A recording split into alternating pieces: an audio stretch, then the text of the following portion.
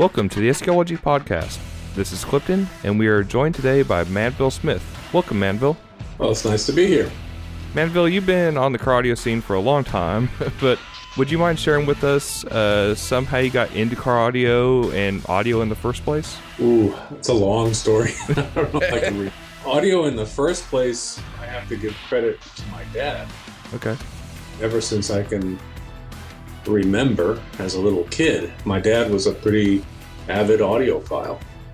He always used to play good music on good sounding systems, and I grew up listening to good audio. So really the credit belongs to him as far as starting me out in the appreciation of good audio. Right.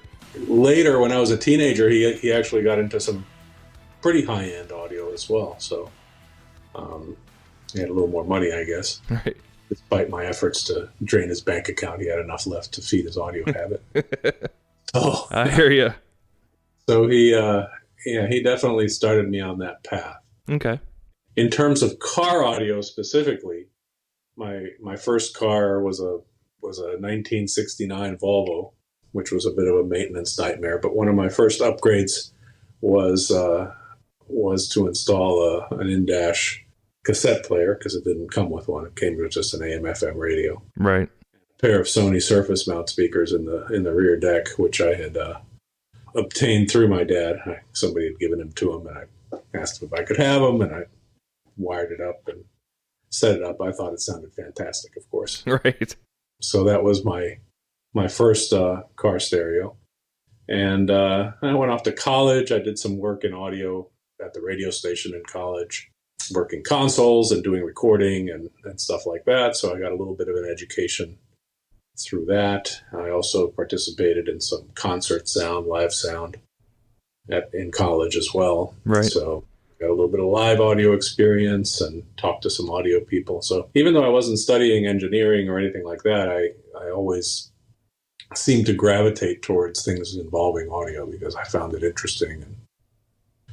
And as a kid, I read all of my dad's audio and stereo review magazines and picked a lot of stuff up that way. And used to go with him to Audio King in Minneapolis, which was his favorite audio store, and look at all the new gear and dream about the expensive stuff and get demos. And it was the 70s were a fun time for audiophiles, for sure. Absolutely. Absolutely. So were you raised in Minneapolis area then, or what was your... I was raised all over the place. My dad worked at 3M. Okay. So we moved around a lot. We lived in Latin America, various countries in Latin America. Oh, wow. I was growing up, and also in Minneapolis and later in other places as well. Outstanding. So when did you first kind of get into competition? The first time I heard about car audio competition was from one of our reps. I was working at Speaker Warehouse in Hollywood, Florida. And Speaker Warehouse was kind of a pioneering car audio store in the sense that those guys, even before I showed up on the scene, Lucho and Jim Birch and their other partner, Steve Seidel, were very much involved in creating, high-powered audio systems when that wasn't really the thing, Right. They were selling car amplifiers well before others were, installing obnoxious walls of, EV guitar speakers on rear decks and all kinds of good stuff like that. So the store had a reputation for doing, what was considered at the time high-end, loud car audio. Right. So one of our reps, Alan Lundy, who worked with Bruce Terrell at MAG Sales, Bruce was very much involved in the early days of competition in Florida. He worked really hard to establish it, and he kept mentioning it to us, why don't you guys come out to a show? Why don't you build a car? Why don't you see what it's all about? Because he had several of his other dealers in the state running events, up and down the coast of Florida. So I finally said, okay, I'm going to go to a show. And to show you how loose things were back then, they let me judge. It was the first car audio competition I'd ever gone to in my life. Nice.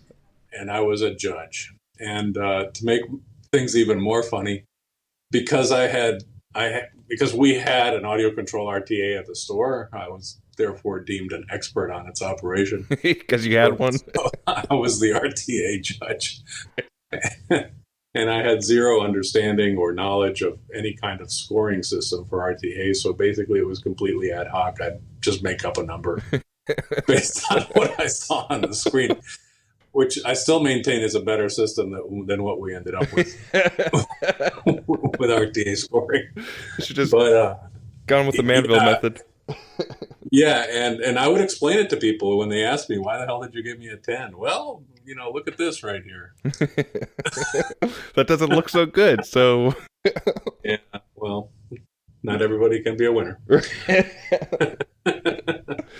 But that show was crazy in the sense that it opened up my eyes to what people were doing. And we were kind of in our own little bubble down there in Hollywood, Florida. Right. And I got to see what some other people in the state were doing. And some of them were doing some really bizarre, wrong stuff. And some of them were doing some really cool, crazy, nutty stuff. Audio Advisors up in Palm Beach was doing some really cool systems. They had a lot of customers with a lot of money. Jeff Hoover is still nuts to this day. One of the great guys in the South Florida car audio scene. And they were building some outrageous cars. They were a big Rockford Fosgate dealer. We weren't. So, of course, the rivalry later emerged from that, right? Right. There were cars with 69 speakers in them because that was funny. Why not? Why not? 68's not enough. You need an extra. And, all manner of crazy things. There was one crazy guy who showed up with a van and proceeded to pull a generator out of the back and walk back about 30 feet from the back of the van with an extension cord because he was powering a home audio speaker system and a home audio amplification system. Wow. And he fired up the generator in the middle of the judging lanes, and we were telling him, no, you can't do that. That's against the rules. And he said, point to where in the rules that's not allowed. And actually there wasn't a specific exclusion. So that turned into a fight. So yeah, it was fun. So I came back from this show, right, and I was the only one from Speaker Warehouse who went, and I talked to Lucio Proni, the owner of Speaker Warehouse and current owner of JL Audio and all that stuff, and I told him what I had seen, and Lucio is brilliant and competitive and a little bit crazy sometimes when it comes to technical challenges. So he got kind of interested about it. He asked me to go get a rule book, and we were going to build a car, and the rest kind of unfolded from that point, right? We started building cars over the course of the next few years and ended up being very successful with our cars at the national level, much to our surprise. That's where it all kind of began and where JL Audio kind of got its roots. Was this Iasca at the time or before that? It was or NACA. Okay, at the time, right. There were two organizations. There was Car Stereo Nationals, which was basically run by Alpine, and that got started in Texas with Reese Haggett and some of those other guys, and then there was NACA, which was the other organization. I guess that's what Bruce Terrell was involved with in Florida, and he was really the one doing all the legwork. Bruce was an absolutely marvelous guy. I say he was because he passed away a while back. But we owe a lot to Bruce. I've always said it to whoever asks. JL Audio wouldn't be what it is today without Bruce Terrell. It's kind of interesting because we wouldn't have gone down that path, right? It would have been a very different version of history if that moment hadn't occurred where we got interested in car audio competition. So was the inspiration for starting to make your own stuff because of wanting to have a leg up in competition, or where did that begin? That actually predated the competition. Lucio is a brilliant engineer, and he understands speakers in a way that few people do. He really just gets them completely. Okay. And we sold a lot of different kinds of speakers at Speaker Warehouse. We did a lot of speaker repair and stuff like that. So we stocked drivers from a number build houses, foreign and domestic. But there were some things that he wanted for a car audio woofer that he couldn't get from anything that existed for home audio use, right? So some of the first JL Audio woofers were designs that he commissioned from build houses here in the U.S. based on his particular specifications that he thought would work well. Okay. There was a little 8-inch woofer, had a clear cone and a green surround that was kind of the predecessor to the original 8W2. He refined them, from generation to generation, and we sold them in the stores. And we built pre-made speaker systems, kind of similar to what Kicker was doing in Oklahoma. We would build these power wedges, as we call them, and pro wedges, and design them so that they would fit, in the back of a Corvette or in the back of a hatchback or those kind of vehicles. And then those were very popular. We sold them as complete full-range systems. Some of them had Motorola horns. Some of them had cone mid-ranges and dome tweeters. So we had the advantage at Speaker Warehouse that we understood speakers really well. We understood passive crossovers really well because we worked on speakers all the time. Right. One of the big parts of the business was speaker repair. So that pool of knowledge there really helped us, design some interesting car audio products back in those days. And what was your role in Speaker Warehouse before things evolved? Well, I got a job as a salesman. Okay. I had been working for my dad at his marketing company, and I decided I didn't want to work for my dad anymore. Been there. So I told my dad I didn't want to work for him anymore, and I answered an ad in the paper. It's just one of those things, right? And it caught my eye because it said stereo sales. So I called up and I got the information, and I showed up at the Speaker Warehouse store and talked to Jim Birch, and he told me the position had already been filled. Sorry. Yeah. And I guess I was insistent enough. He hired me in addition to the other guy he had hired. And that's kind of how I got in the door. I had, some background in audio, so I felt comfortable as a salesman, and I learned a ton. I mean, even in the first week I was there, I learned a lot. I learned a lot of things I didn't know. And fortunately, it was a really good environment with a lot of smart people who were generous with their knowledge and patient with the know-it-all guy. Right. So you actually had some background in marketing before you went to Speaker Warehouse. Yeah, if you can call it that. But like getting coffee and through forced osmosis somewhere, right? Yeah, loosely, yeah, you could say that. So was the first product by JL Audio then the 8W2? I think that would be accurate as a JL Audio branded product. I think it may have had a different name maybe before that. Okay. Like some bizarre thing like X4646 or something like that. Back then, the only model numbers were stamped on the backplate with a rubber stamp. That was the extent of the markings. There were no logos on the dust caps or anything like that. They were speakers that Lucio commissioned and had built.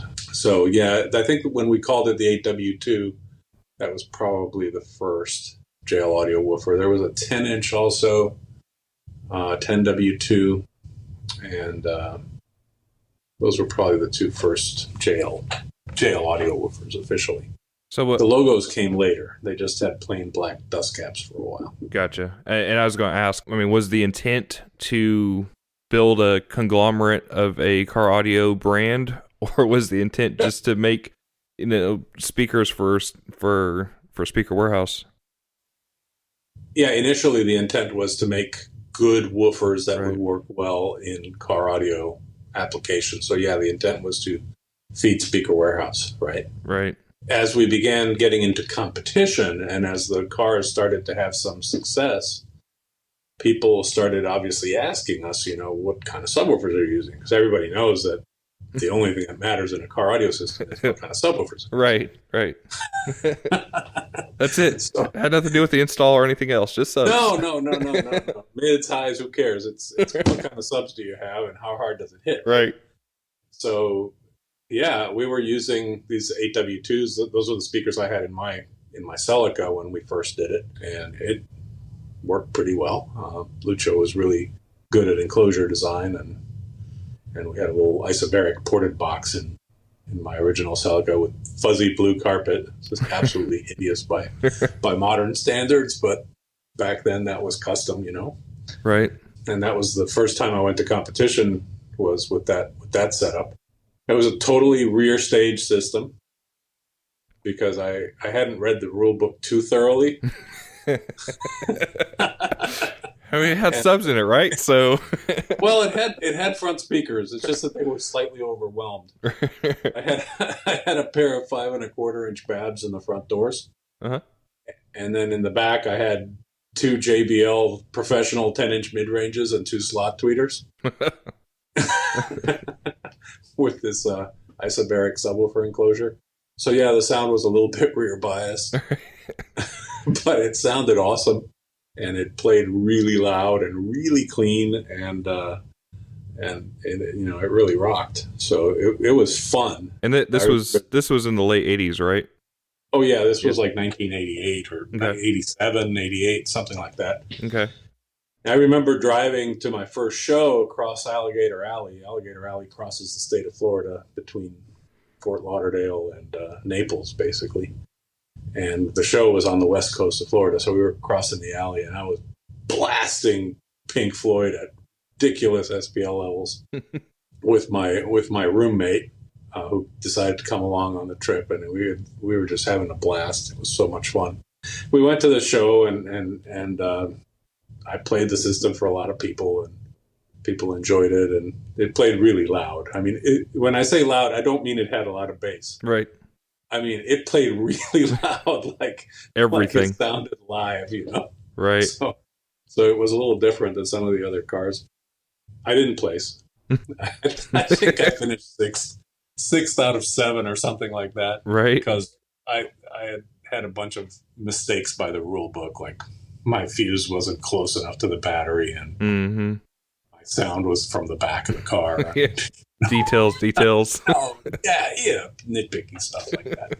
So I didn't place very highly, but that was kind of the launching point. A couple of other Speaker Warehouse guys tagged along with me to that show. Hector Yanez, who was one of our installers, came along with his little system and his Accord, and a bunch of other guys showed up, and we kind of saw what was going on, and we learned from there, and we started working on other vehicles, and we had a GMC Jimmy that had a pretty outrageous loud system in it that had 6 isobaric pairs of Gauss 15-inch Pro woofers in it. Oh, wow. 4 JBL guitar speakers behind the seats, and we were into subtle stuff. Nobody will notice. Yeah, we liked a certain kind of dynamic presentation back then. And all those guys started to pay attention to the rules and what was winning and what the deal was, et cetera, learning about what IASCA or NACA at the time was looking for in terms of a sonic standard, right? So obviously we need to work on our front speaker systems, right, and other things like that, and we learned from there. So my car went through multiple upgrades during that time, and we ended up sending a couple of cars, 3 or 4 cars up to Atlanta. There was a big regional NACA event up there. For whatever reason that year, there was some stuff going on in terms of finances at NACA, and the finals never took place, even though we had qualified a couple of cars. Oh. So there was kind of a bummer there. Right. But things got fixed the next year with a big injection of dollars from manufacturers who then changed it to IASCA, and everything got a little better. Right. But that was a big event up in Atlanta. We saw cars from the southeast there, from the northeast. Got a little more exposure to what was going on in other places. Rich Ferrero was there with some of his cars, and it was kind of cool.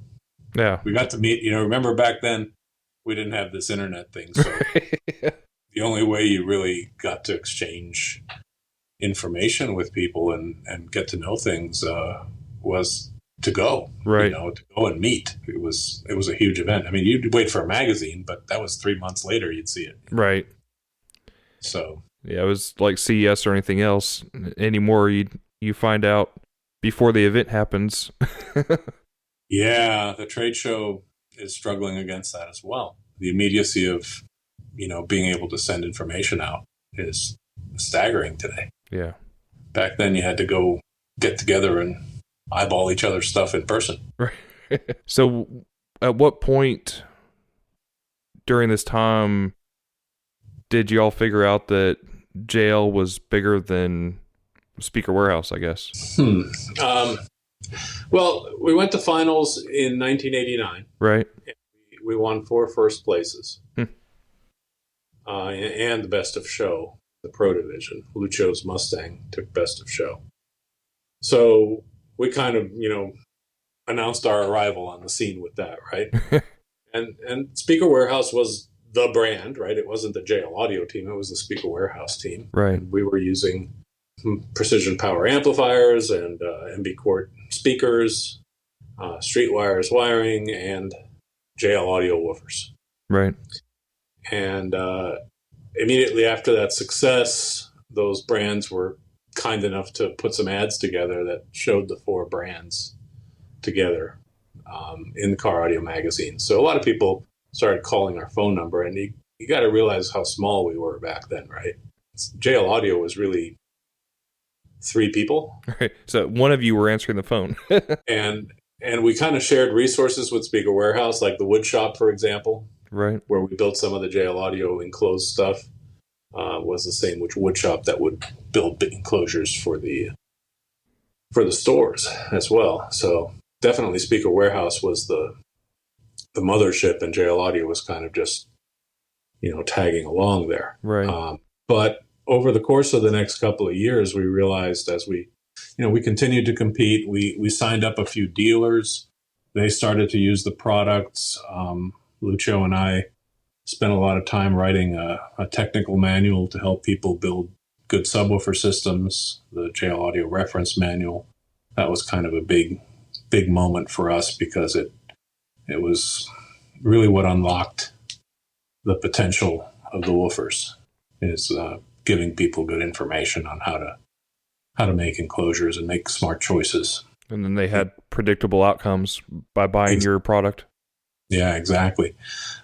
So that the combination of the quality of the woofer designs and the documentation that we provided our dealers really was the springboard for our success. And I guess, it was during that time that Lucio, Alan Wenzel, and Maria Proni, and myself, and a few others were dreaming about what JL Audio could become. Mm-hmm. Yeah, we, looking back, it was, pretty cute. We thought, hey, if we can sell $1 million a year, that would be awesome.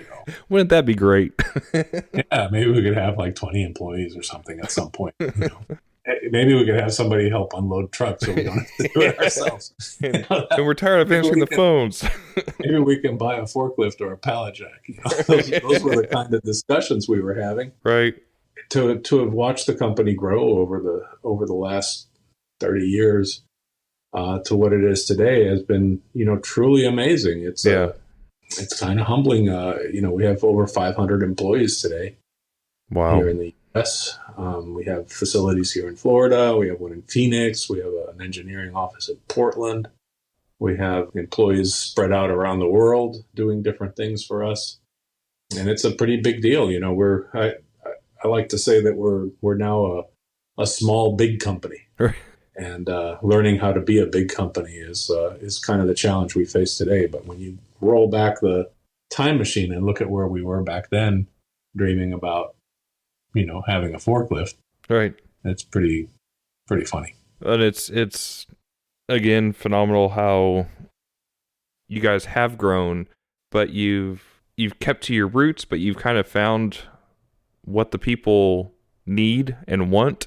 It seems like more so than any other, long-lasting brand anyway. JL has done, y'all collectively have done a really good job of being a consistent, even-keeled message. You haven't gone way into the eccentric or into the bargain barrel. It seems like everything's been very moderate in a good way. Has that been something that was intentional from the beginning, or is it something that just lots of careful planning, or just happened? I really think it's a reflection of the ownership of the company. Okay. Lucio Proni and Andy Oxenhorn are guys who understand the realities of the audio business, the car audio business in particular.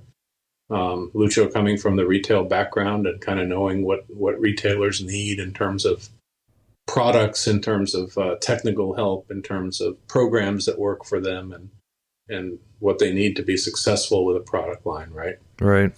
Andy also coming from a vast background of experience in the speaker business, but above all, it's that they're good, ethical people who treat people right, and that's I'm referring to everybody, the employees, our dealers, our reps. We have long-term relationships with most of them, and we have employees here, not just me, but many others who have been here over 25 years with the company and have grown in their roles and become key players in the history of the company as a result. And we have reps who have been with us since the very beginning. We have dealers who have been with us since 1990. Wow. Still selling the product line. So yeah, we are not swayed by trends too much. We try not to pay too much attention to what other companies do. We try to focus on what we think is right, what we think the market needs, and try to execute it in a unique way. Right. We're blessed that we have a very talented team of engineers and a big team of engineers that can make things happen. It gives us a lot of opportunities to develop cool gear and go out there and sell the great audio experience. That's what it's all about. So, the people in the company are really the key to the whole thing, and the fact that the company treats them well. Absolutely. So JL started out with subwoofers. I mean, I know when I first got into car audio, even it was the kicker and the JL and the whatever else that was there. I feel like I remember JL had, maybe it was with Crushfield or someone had an amplifier way back when, but then when did JL kind of start actually branching out into the amplifiers as its own division and speakers as its own thing, and keep adding on to the product line?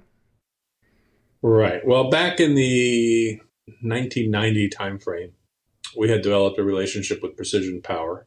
Lucio and Jeff Schoon became friends back then. They're still friends to this day. Mm-hmm. Jeff now works for us, but at the time, Jeff was the president of PPI, Precision Power. And they made some private label amplifiers for JL Audio, primarily for the speaker warehouse stores and the handful of dealers that we had at the time, okay, which was, a dozen dealers. So these were basically unregulated bipolar output amps that PPI had discontinued in their regular line, and they were offering them to some of their customers as private label products. So yeah, Crutchfield had some blue ones, okay, right? And JL Audio had these really flashy gold ones. That's right. They were pretty. Three models, 100 watt, 200 watt, and a 300 watt. They were all 2-channel amps. Nothing fancy there. Right. No crossovers or anything like that. Just an amp. And we sold a fair amount of them at the stores, and some of the other dealers had good success with them as well. They were reliable. They were well proven. They didn't have any bad habits. So we sold those for a while. But what ended that was that Precision Power was growing by leaps and bounds themselves. And they really didn't have the production capacity to keep up with the private label business that had helped them out when they weren't so successful. They phased that out. So we ended up just phasing out that idea. We were focused on our subwoofer line. We never really sold the amplifiers widely during that time period. We focused on our subwoofer line and our components that we came out with a little bit later. and stayed a speaker company for a while. Right. The second phase of the electronics idea really started around the year 2000. Okay. We hired Bruce McMillan and David Creek, who had been working for Jeff Schoon for many years at Precision Power and then later at Extant. Extant had been acquired by Mytech. Right. Bruce and Dave worked there for a short period, and then they left. When they left, Lucho got wind of it, and we talked to them about launching an amplifier effort to expand, JL Audio's reach. It was kind of a natural progression for us to go into the amplifier business. We wanted to do it right, and what better way than to hire, two outstanding engineers to lead the effort. Right.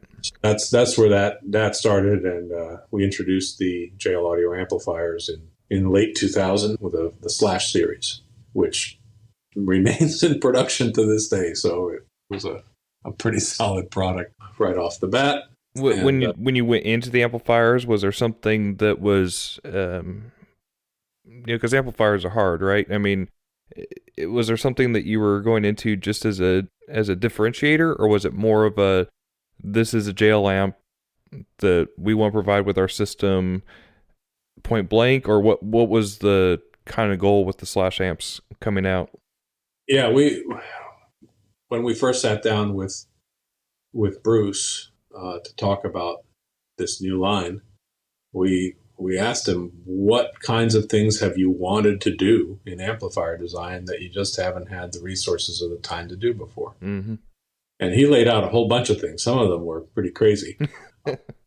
Some of them required you to really think about them, and then they started to make some sense, right? So out of those conversations, emerged an idea for amplifiers that did something different, that offered a twist on the traditional power relationship between the amplifier and the speaker load. Right. So RIPS, the regulated intelligent power supply that Bruce designed, it wasn't really a new thing because he had kind of done a version of that in the original PPI 2350 DM, that big flagship amp that PPI had, right, that Bruce designed. But what he did for our amps was kind of a higher level of it that had more steps of optimization and allowed the amplifiers to make the same power at different impedances. As the marketing guy, I had to explain to people how that was a good thing, right? Well, see, what we'll do is we'll have 3 ohm subwoofers. Yeah, everybody likes to think they're losing something, right? As opposed to gaining something. Right. So they would say, "What do you mean? It's a 300 watt amp, but when I load it down to 2 ohms, it's still 300 watts. I want it to be 600." Yeah. And I said, "Well, we had to explain it backwards, right?" So it took some education to get people to understand it, but dealers really started to get it because it made matching subwoofer amps and their speaker loads much easier. You didn't have to worry about whether you were using 1 woofer or 2 woofers, or right, or whether you had 4 ohm woofers in stock or 2 ohm woofers in stock. You could figure out a way to get the amplifier to deliver its optimal design power into a given load. Right. So that was the twist that we put into it to differentiate, the JL amps from all the other amps that were on the market at the time. And then we packed them with really good signal processing features too. We certainly weren't the first to put a crossover in an amp, but our crossovers were pretty sophisticated. We had a parametric EQ on the sub amps, not just a bass knob, right? Right. So we had a variable infrasonic filter. We had a separate high pass output on the subwoofer amplifiers that had its own filter controls. I mean, there were a lot of probably overkill, but it got people's attention that the amplifiers were different and on a higher level, and they worked really great. I mean, the performance of the product was fantastic. Bruce is a brilliant amplifier designer, and he continues to design great stuff today. But a Slash amp is an iconic product. The 500/1 is the best-selling car amplifier of all time. It's insane to think about. If you go back to around 2000, to think the JL would have that much presence in the amplifier market is, nobody I don't think would have said that then. Yeah, some people thought enough of us to be concerned. Right. I won't mention names, but there were some big amplifier companies that knew we would become a factor because they knew we had taken it seriously, right? Right. And the people that you had involved as well, I'm sure. Right. And they see the people, they see the first product, they go, this is going to be a force to be reckoned with. Right. They knew what was going on. Now, if I recall correctly, around that same time, you were involved with like helping or organizing or writing the Back to Basic IASCA rule set, correct? Oh, I don't know whether to deny this or not. Well, no, I mean it's history now, but well, I'm not trying to lead you down a path of controversy here. I'm just between the late '80s, early '90s when competition was a big part of what was kind of leaping JL forward. I'm just trying to get a basis of where competition was then a decade later in your life and JL's life. Yeah, I got involved with IASCA at the organization level, the Rules and Ethics Committee. I was the treasurer for some time as well, or the secretary, excuse me, not the treasurer. And but most of my efforts were related to refining and writing the rule book. So I still have wounds from that, from the reaction. Every time you changed a rule, competitors really embrace new rules. Yeah, they love it. Yeah, I think it's great. I built this car for the old rules. What do you mean you're changing the rules? Right. That kind of thinking, right? So yeah, there were a few ideas that we threw out there. Back to Basics was one where we were trying to create a competition format that would appeal to the typical customer in a store, right, and get him involved in competition without showing up and getting his clock cleaned by some guy who had spent 2 years and $80,000 on his install. Right. So that was kind of an initiative in that respect. We did a big refinement of the language of the sound quality rules. I spent a lot of time on that back in those days, just really better describing the criteria for sound quality judging and defining the scoring criteria in a more precise way so that judges wouldn't be as inconsistent as they were, right, in applying the scores. I'm not sure how successful that was, but that was the intent. Right. Then, the other good one was the channel class idea. That was, oh, yeah. I got run out of town on that one. I remember that. I thought it was a good idea. I mean, it made sense at the time, right? Because going, I thought I had people with me, covering my back, but they all ran for the hills. I got left standing there at IASCA finals in Charlotte, I think it was, with an angry mob of competitors with pitchforks and torches. And, good times. Screaming at me and telling me I was crazy. Yeah. But the idea, just to rehash a bad idea, actually was a good idea. It should have happened, but it didn't. The idea was that power classes were dumb, which is a true statement because they're dumb, right? They were kind of arbitrary, and a lot of people were running amps that run a half an ohm and all that stuff to get around them. Right. So my goal was to try and find something that could classify competitors according to the complexity of the system, right? And according to the, and by extension, according to the cost of the system. Right. So I figured that amplifier channels were a good measure of that. Obviously, at its most basic level, if you have a 2-channel amplifier, it looks like you're in passive crossover land, and that's how you got to do it, right? If you have a 4-channel amplifier, you maybe have a sub and you have satellites running on that. And if you have 14 channels of amplification, you could have a fully active, crazy, system. Right. So the idea was to classify things according to the number of amplifier channels that you had in your system. But that didn't pan out as planned. It wasn't well received. It was hilarious because you had some competitors, I won't name names, mm-hmm. who were in very comfortable power classes, right, where they were very successful. And the reason they hated the idea, when we really got down to it and really distilled it down, was the fact that they would have to compete against some other car in a different class that was, in their opinion, much stronger than they were. Right, because it was fancy. It would have reshuffled the classes and caused a lot of new, competitions to emerge as a result of that. And right. They didn't like that idea. So yeah, that was my swan song in NASCAR rules. I retired from the process after that. I'm out.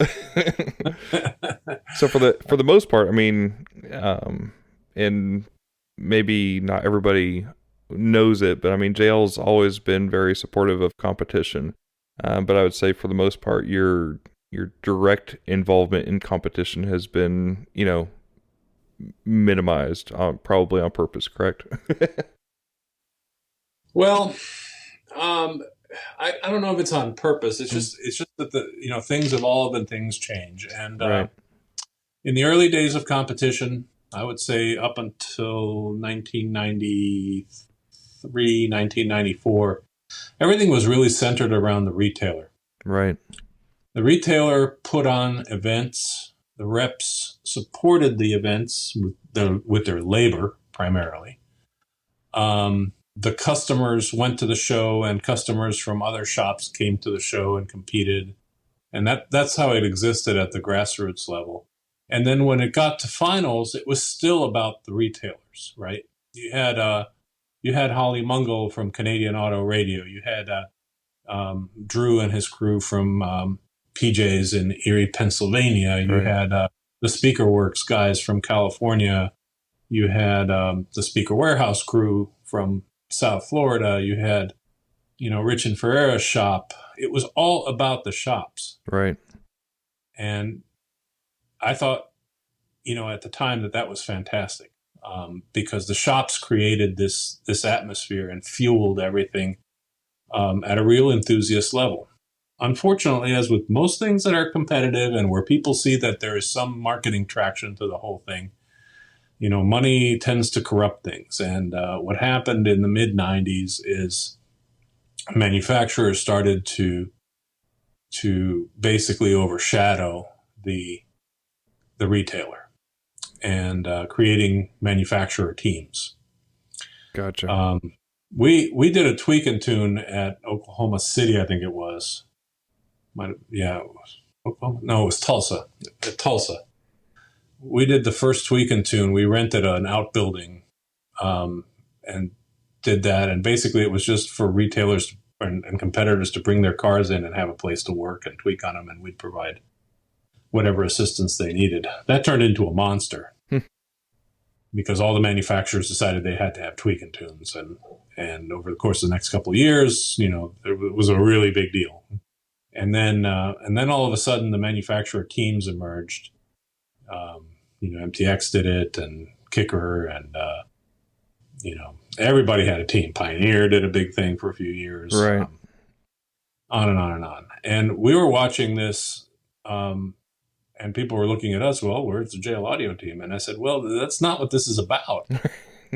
Either we're missing something here. Or it's not about JL Audio competing as the team. It's about retailers, promoting business at the local level by being involved in this. And what was happening was our own retailers were coming to us and saying, hey, I got this offer to join team blah, blah, blah.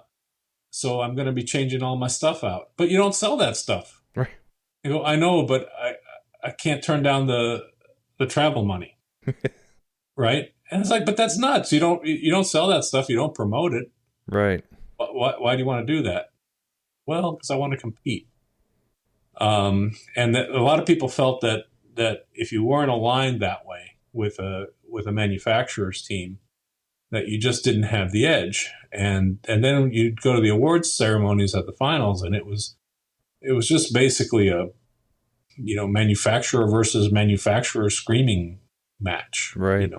Trophies got announced, and it became it lost its I don't know, ground roots, its innocence. Right. And after a while, years went by, and manufacturers would either stay involved or lose interest and back away from it, depending on budgets, depending on how business was going, etc. Right. And eventually they all fizzled out and decided they didn't want to do it anymore, I guess, with a few exceptions. And, the whole Iasca thing struggled to regain the scale that it had once had when the retailer was really the one driving the whole thing at the local level, right? And then extending it regionally and nationally. So now you got competitors going, where can I go to a competition? Who's going to put on a show? Right. And it's been a struggle. The retailers used to use the shows as promotional vehicles in their own markets.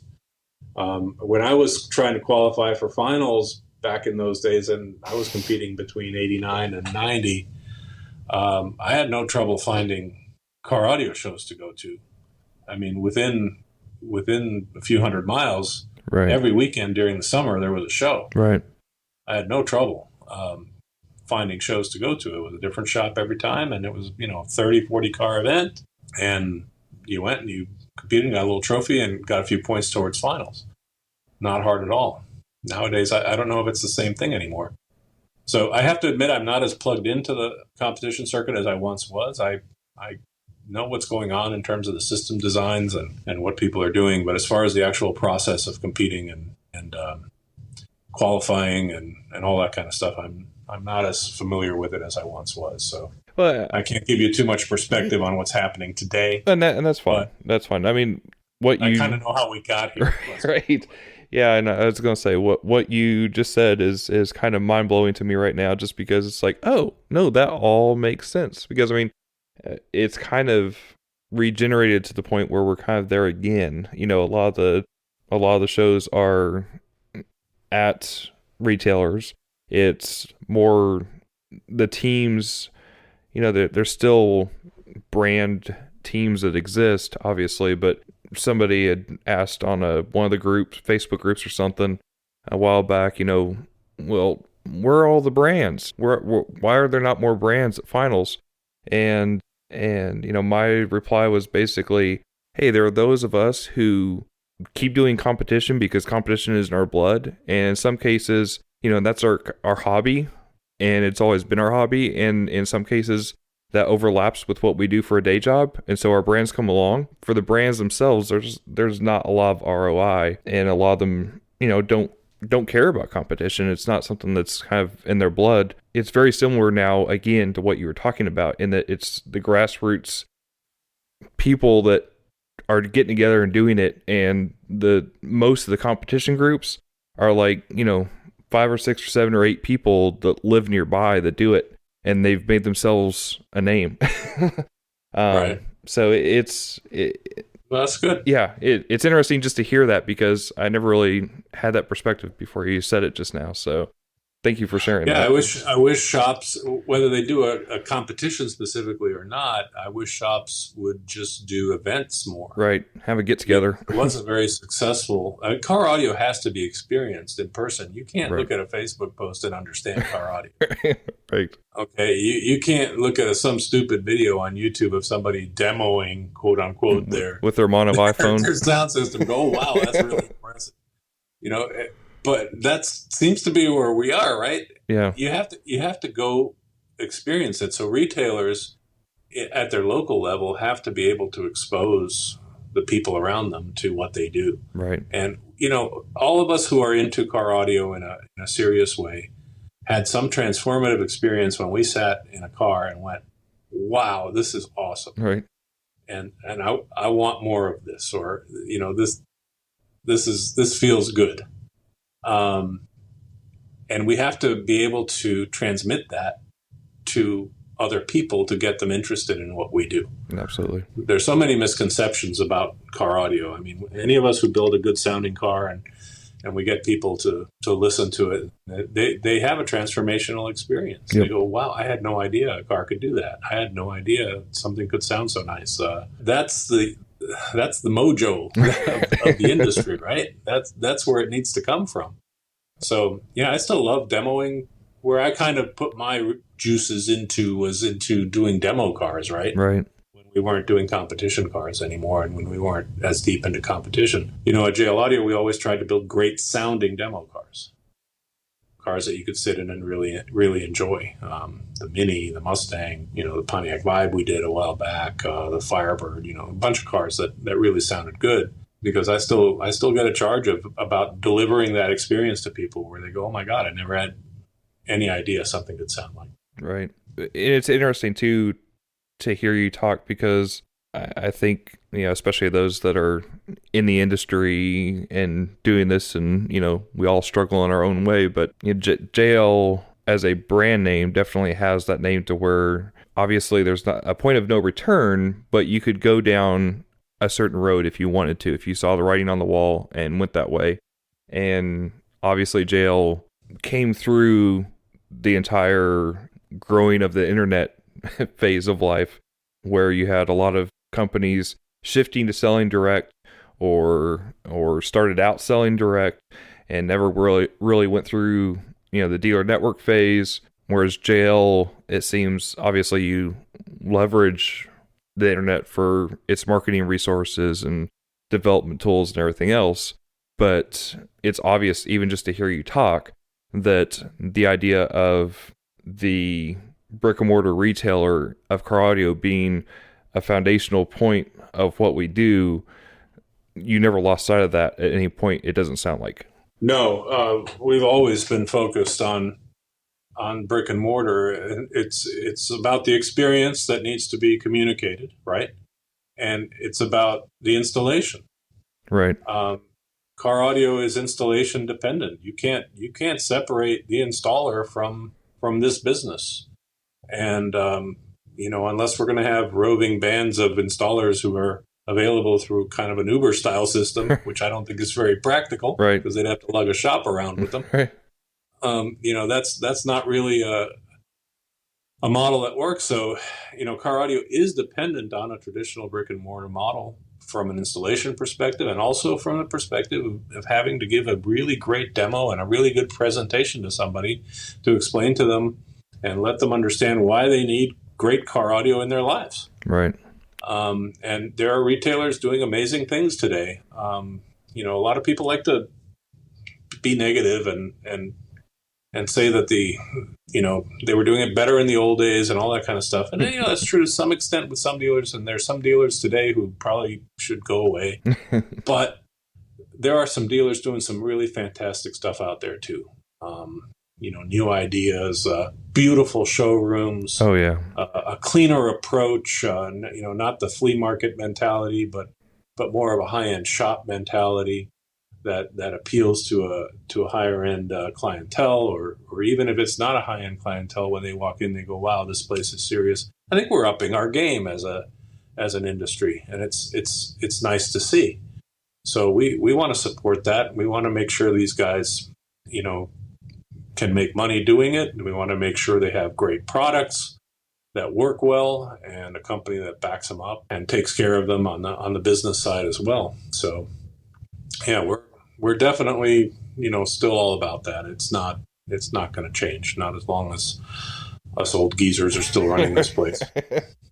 So related to that, about the same time as the back to basic rules and everything, things started kind of splitting sound and install in, you know, how they were judged and awarded. Do you think that was a negative force and where things went after that? To a point. Okay. I don't agree with sound only. I think there has to be at least a checklist of, is your system safely installed, right? Right. Because you have to be able to encourage that and you know, demand it in a competition system, I think. So I think you can certainly exclude things like creativity or, you know, cosmetic this and that, and, you know, did you use factory materials and all that kind of stuff. That, you know, that excludes too many people. But you can certainly take a look at how a system is wired, make sure it's fused correctly, make sure the equipment is mounted safely, and at least give checkpoint points for that, right? Right. That's kind of what back to basics was about. Was Right. creating a very simplified, streamlined installation scoring system and a somewhat streamlined sound quality scoring system as well, but something that would be friendlier to a newer competitor. Sure. Well, and I think part of it too was, when you had to give an install presentation, you were participating in a larger point than simply giving your keys to somebody. Mm-hmm. And at least, I felt like you put in the effort on game day, and you're part of the result. Versus when it's sound only, you're just giving your keys over to a judge and waiting for them to come back, and then either thank them if you won or blame them if you lost. But as with anything competitive, everything escalated to the point where if you didn't have a professional video crew shooting your presentation for you and putting it on a laser show that projected on mist, in front of your vehicle, then you suddenly didn't have a cool presentation anymore, right? Right. I had to move my office recently to a new one, and I was looking through my old competition book, which I dug up. It had all of my pictures from my install and my Celica. It was pretty cheesy. I won finals 2 years in a row with that, and I don't think that would pass muster at a local event in the novice class today. So, competition has a way of escalating the war, right? Yeah. And for that reason, you have to create brackets that allow new blood to come in and not get blown away. Right. The worst experience possible is one where you have a new competitor come in and he's so discouraged at the end of the event because his car is nowhere near where it needs to be competitive, right? Right. That is the experience that we have to avoid. The other big shift that's happened, 2-seat versus 1-seat, right? Right. Back in the olden days, it was 2 seats. Yeah, the score was an average of the 2 seats. Right. So if the judge in the driver's seat thought it imaged great and the judge in the passenger seat thought it imaged terribly, you got an average score. Right. And today, I understand there's many 1-seat classes and stuff like that where you're only judged for 1 seat. With the tools we have today, getting good sound in 1 seat is pretty straightforward. Right. If you follow the rule book and and do a decent job tuning, you should be able to get good results, right? So it really becomes I can't imagine what it must be like judging a 1-seat class nowadays, because I would imagine that almost all the cars do a pretty good job. Yeah, the top 5 are pretty much the same ending score, just it's juggled in how they get there. Whether one has better staging or one has better tonality or one has better imaging, they're all still, they end up within a point. Yeah, and that's tough, right? Back in the day when 2-seat judging was, by today's standards, they all sucked, right? Essentially. I mean, none of them imaged by 1-seat standards. Right. But there were some that tried to image from both seats, right? And did a reasonably good job. And those cars stood well above most of the other guys who couldn't make that happen. Right. So you had a bigger spread, I think, between the cars as a result of that. And there were a lot of innovative things being tried back then in terms of speaker placement, in terms of, general approaches. We didn't have all these fancy DSPs to work with. So, we were dealing with just plain old physics. Guys like Drew Williams putting speakers under your legs firing up in front of the seats. Right. Holly Mungle would figure out how to make dash speakers image. I still don't know how he ever did that without DSP. I still don't know. I still ask him every time I see him, and he still won't tell me. I will die with that secret. Yeah, he'll never tell me. But he could do it, right? I could never do that. You had the kick panel crew, right? Did a lot of kick panels to try and equalize path lengths. Horns. Some of those cars worked really well. Chad Clodner had a car that, still to this day, I think is maybe the best sounding car I've heard. Maybe. It's in a very small group, right? You had the horns. The SpeakerWorks, later Richard Clark Grand National, was a brilliant car. When that car was tuned right, it was just absolutely stunning to listen to. And it had mid-bass speakers in the back, horns in the front, and 2 infinite baffle subs, Very simple. Periodic or whatever. So there were all these different styles of doing things, all in search of the elusive solution to, getting good sound in both seats at the same time for two critical judges. Right. I understand there is some two-seat going on today, but it's not as popular as one seat. Yeah, and the problem is that we can get one seat so good now that when you do the compromise to try to get to two seats, you can't listen to it anymore. Well, and you end up worse off than just letting the passenger seat ride. It's like just make the driver's seat amazing, play the averages, the math game, and you come out ahead just by letting the passenger seat get a crappy experience. You make a very good point. My current car is a great one-seat car. I cannot get the two-seat thing working in this car, and it's probably because of that very thing you just mentioned, that by listening to the one-seat tune, I just can't accept the two-seat tune. I mean, the only people that have really pulled it off, Natan Budiono is probably the one that comes to mind that consistently a similar good experience from both seats. But he's also using multiple speakers and processing and a ton of experience and tools and everything else to do that. Right. Well, Natan has a lot of experience, right? And he's worked with a lot of good tools, and he's probably on another level from many of us in terms of seat time doing that kind of stuff. So right.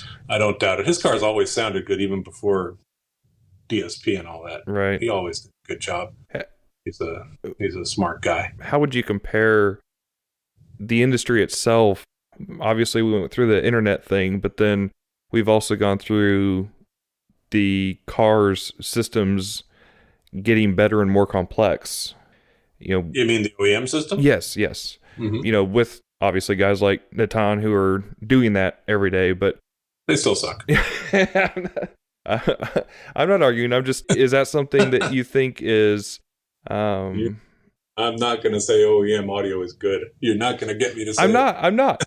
Has it been a threat, or is it something that you think is creates more opportunity? It reduces the pool of available customers. Okay. Because it's actually competent today. It used to be so bad. Right. Back in the 80s. Like if you bought a Mustang back in the 80s, had a pair of 3.5s up in the dash. And a 4x10 or whatever. And it just sounded putrid. It was just terrible. You bought a Mercedes back then, had a pair of 4-inch speakers shooting down at your knees from the bottom of the dash, right? And about 4 watts of power. So back then, almost anybody who bought a Mercedes convertible would show up at a car audio shop at some point and say, "Can you please help me?" Right. And unfortunately, we usually told them, "No, not really." Sorry. You can't fit anything in this car. So, but at least, the interest would be there, right? Today, I think the OEM systems are competent enough that a lot of people are going to be perfectly happy. They're certainly much better engineered, and they're paying attention to audio as a selling point. So it's a more formidable opponent. But they still have cost constraints. They still have weight constraints. They still have box volume constraints that result in systems that just cannot play as loud and as clean when playing loud as what we can do in the aftermarket. So that's really our ace in the hole, right? Right. What we have to deliver is something that not only is louder and cleaner, but also has better spatial and spectral properties when we're done. And that's, I think, where DSP comes in a big way to help us do that, and better speakers, of course, and more power and everything else. Well, and like you alluded to as well, in the process, the OEM designers have given us better speaker placements from the factory. So that that helps. And bigger speaker positions. I mean, you don't see many cars today that only have a pair of 3.5s in them.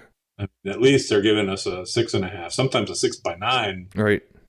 Opening, because they have to put bass in the car. Customers demand it, right? So they're not going to put, some weak little tiny speaker in there anymore. Remember Porsches back in the day had Euro 5x7s in the kick panels, right? You couldn't fit anything in it. Yeah. So they're helping us a little bit, but they're certainly putting up enough integration problems in front of us that we have to stay on our toes and keep developing solutions to interface cleanly with these systems. That's probably the biggest technical challenge that we have, is just to keep up with all the activity that's going on in the front end of those systems and be able to get good audio out of them so we can do something. Right. And that's been leads me to my next question on, I think it was in the mid 2000s, JL came out with the clean sweep, and now, with the different tweak and tune and everything else that you have with the fix and tweak that you have for the current standalone processors, and then the VXI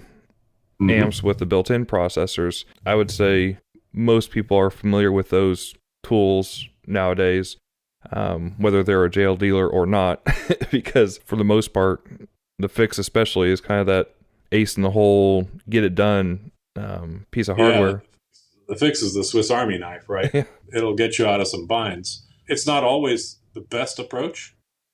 In some cases, if you can get clean audio out of a system using a digital interface, that's a better integration approach. But there are many situations where you don't have a tool like that for a particular vehicle. Right.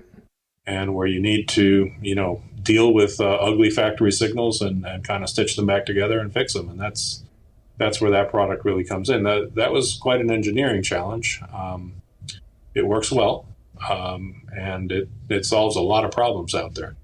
The tweak has also been successful, and the VXI is obviously a big DSP push that we have right now. It's a brilliant product. I love the way it sounds. I love the way the software works, and the power that you have, and the fact that you can do it all from one very compact box, right? Yeah. It's amazing, a full system amplifier that's basically the size of a hardcover book that also has a very powerful DSP processor in it. So right. It's a modern product. So anybody who thinks, back in the day we had, better amplifiers, all this other stuff, that's nostalgia speaking. Give me modern technology anytime.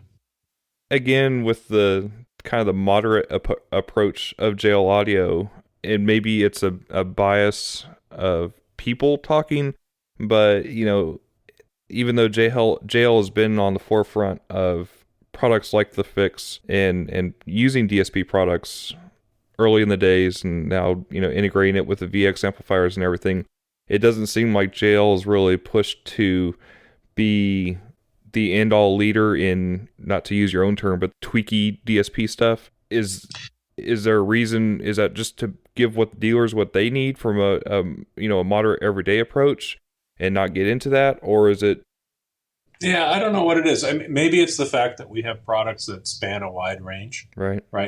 I mean, we have amplifiers like JX and MX that are very affordable, and then the VXI on the other end, right? So maybe they see a line that wide and they go, well, that can't be too tweaky because they make some inexpensive product. Sometimes it's just a little snobbery, but, that's a foreign sounding name, so it must be better. We're pretty serious audio people. We have a ton of really serious audio engineers here. We all really have a passion for making great audio products. And, people who use them do appreciate them. Right. People who use a VXI amplifier don't walk away going, wow, I left something on the table in terms of sound quality. There's just no way. Right. It is a really great product. We know that when people use it, they'll be more than satisfied with the performance. That's what we strive to do with every product, whether it's inexpensive or expensive, is deliver something greater than the expectation that the customer had when making the purchase. And, I guess familiarity is another problem. We've been around a long time. Everybody knows who we are. And there's always a temptation to, look at the new pretty girl and not pay attention to the one you've seen before. Oh, they're the subwoofer company, yeah. But we keep trying to come up with new solutions and new products and do our thing and do good engineering that I think results in compelling products and innovative approaches to doing things. So We'll keep doing our thing, and I think our customers appreciate it. Our dealers certainly do. And, we've grown tremendously over the last decade by following this approach: steady, solid, quality engineering, and good business practices have led us here. Right. And one thing I've noticed too about the JL product is you're not making a new W7 every year. it's one of those things where you might have a V3 W6 and then, have like recently you came out with C7 and VXI and C1, but it's not one of those things where I don't expect those three things to come out in a V2 next year. No, yeah, we can't do that. Right. There's some companies that operate on a yearly model changeover. We can't do that at the scales we operate in. When we pay for tooling for something, I mean, we have to get some time out of the product, and we engineer it that way. We engineer things, very thoroughly so that we don't expect to have to change them for any reason, and we expect them to have good staying power. W7 is going to be old enough to vote this year. I was going to say, because it was around that same time, like 2001-ish. I mean, we changed the basket color at one point, but it really, really hasn't changed fundamentally. The W6V3 is much newer, of course. But yeah, our products, W3V3 has been around quite a while. Right. We expect to get a lot of years out of the product because it's well engineered and dealers are comfortable with it. They know what it does. They know how it works. They know how reliable it is. And they develop a comfort level with the product as a result. You just start changing things all the time, you lose that comfort.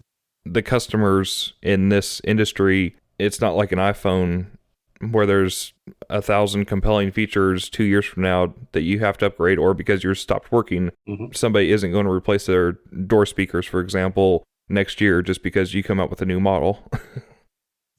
Correct. The only exception to that might be some of this digital stuff that's happening nowadays, which does have to have a much more frequent update cycle. Yeah, especially if the computer won't connect to it. Software is always being upgraded.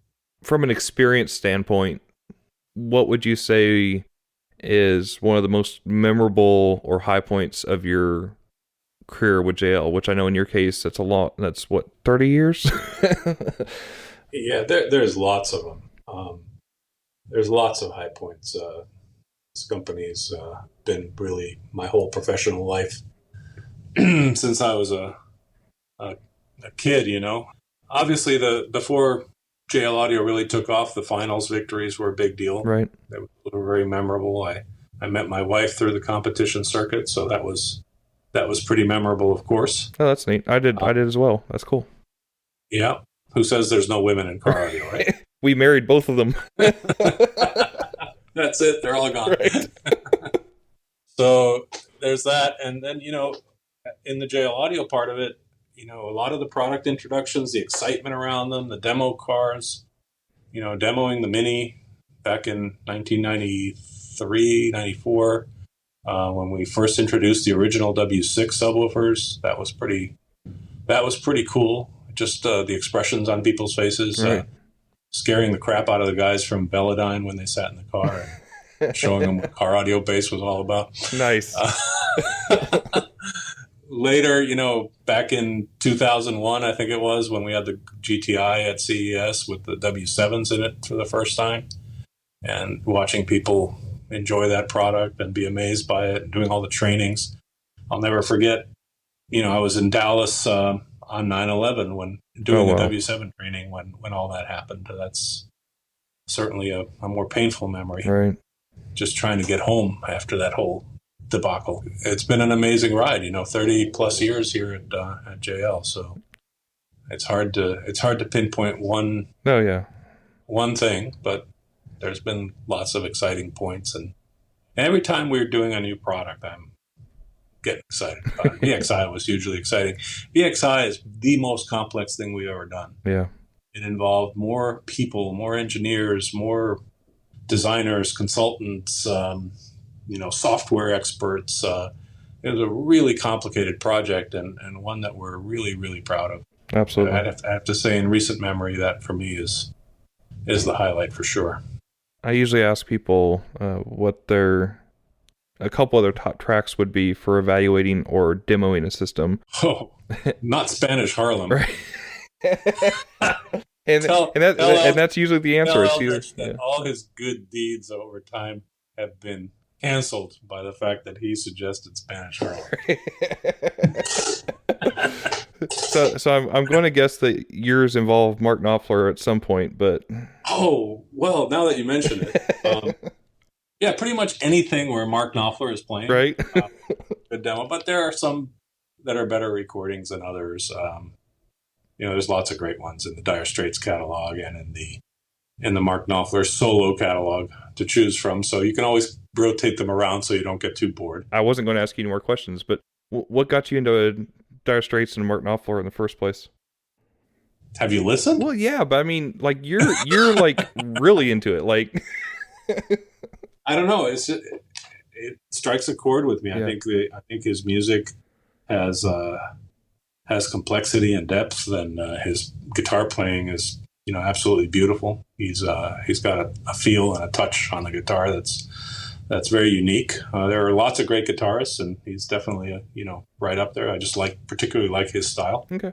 And there's a lot of variety in his stuff. There's a lot of different kinds of music that come out of his brain. Right. So he's got a new album dropping this week. So oh, exciting!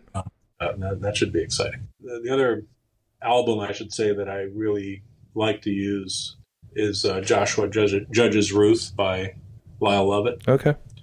I think that's a beautiful recording. The song North Dakota, it's a really good test of a system. You can really listen into the soundstage and listen for depth and listen for clarity. The piano is really well recorded.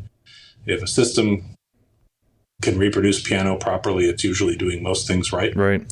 And the song Church is also a really good one. It's got a lot of vocal layering and placement that's very fun to listen to. So that's a favorite of mine. Awesome. Well, Manville, thank you very much for taking the time to do this. It's been enlightening in many ways and appreciative, and it's always good to know more about how we all got here. So thank you.